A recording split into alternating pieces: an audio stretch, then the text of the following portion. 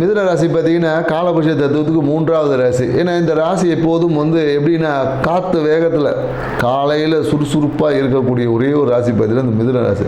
பெரும்பாலும் இந்த மிதுன ராசிக்காரங்க பார்த்தீங்கன்னா விடிய காலையில் சீக்கிரம் எழுந்துக்கிறது இவங்களுக்கு ஒரு ஹேபிட்டாக இருக்கும். காலையில் ஏஞ்சி ஏதாவது ஸ்போர்ட்ஸு விளையாட்டு ஈவெண்ட் பண்ணுறது, காலையில் ஏஞ்சி வாக்கிங் போகிறவன் ஜாக்கிங் போகிறவன் நிறைய பேர் பார்த்தீங்கன்னா மிதுன ராசியாக தான் இருப்பான். இந்த மார்னிங் ஏஞ்சி பண்ணக்கூடிய அனைத்து விஷயங்களும் ஈடுபடுவது ராசி பார்த்தீங்கன்னா மிதுன ராசியாக தான் இருக்கும்.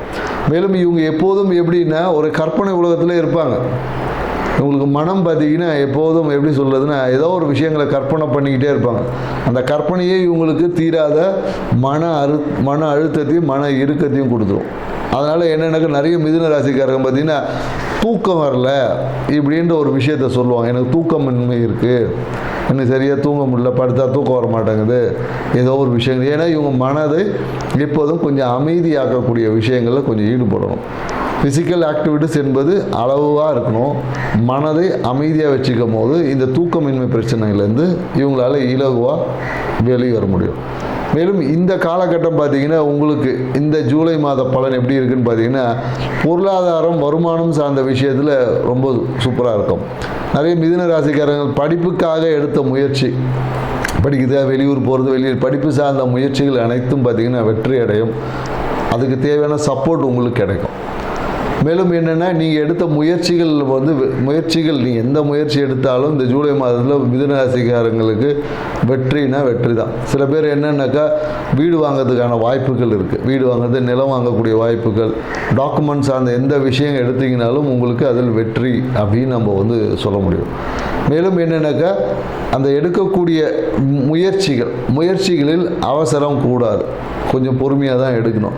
ஏன்னா நீங்கள் எடுக்கக்கூடிய முயற்சியில் கொஞ்சம் அவசரம் பற்றி அதுவே பிரச்சனையாகவும் தடையாகவும் வரலாம். ஸோ அப்போ என்னென்னாக்கா முயற்சி செய்யும் போது கொஞ்சம் பொறுமையாக செஞ்சிங்கன்னா இந்த காலகட்டத்தில் உங்களுக்கு 100% வெற்றி சொல்லலாம். அதே போல் என்னென்னாக்கா கடன் வாங்கக்கூடிய வாய்ப்புகள் இருக்குது.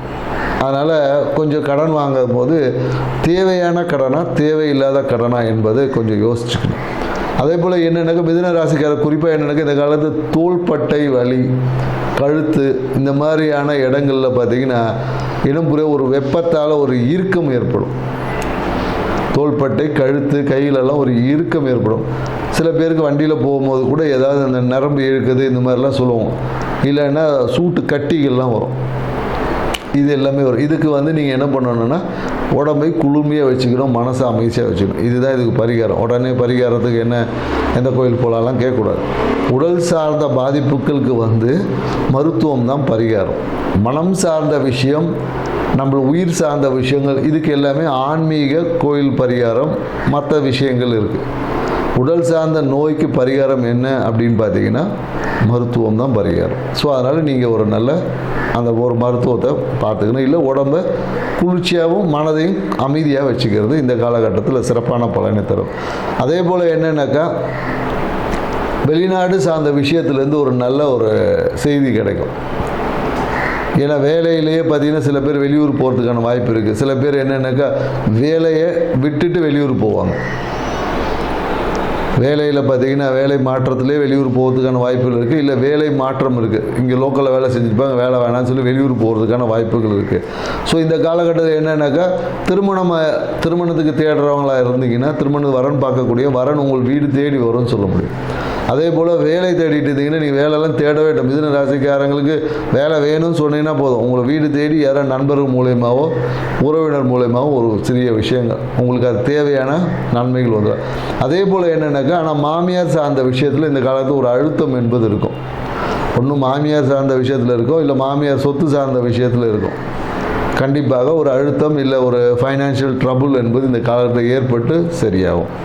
ஸோ நீங்கள் இந்த மாதத்தை சிறப்பாக வச்சுக்கணுன்னா என்ன பண்ணலாம் அப்படின்னு பார்த்தீங்கன்னு வச்சுக்கிங்களேன், உங்கள் கையால் தர்பை புல் வாங்கி விநாயகருக்கு சாப்பிட்டுட்டு வரும். இதுதான் நம்ம சிவன் கோயிலில் இருக்க விநாயகருக்கு தர்பை புல், எல்லாருக்கும் புல் தான் சொல்லுவாங்க, ஆனால் தர்பை புல்லை கொடுக்கறது உங்கள் வாழ்வில் ஒரு மாற்றத்தை தரும் அப்படின்னு நம்ம சொல்ல முடியும். ஸோ நாங்கள் சொன்ன இந்த தகவல் பிடிச்சிருக்கோன்னு நினைக்கிறோம். எங்கள் சேனலை சப்ஸ்கிரைப் பண்ணுங்கள், லைக் பண்ணுங்கள். மீண்டும் நாம் கடக ராசியில் சந்திப்போம். நன்றி, வணக்கம்.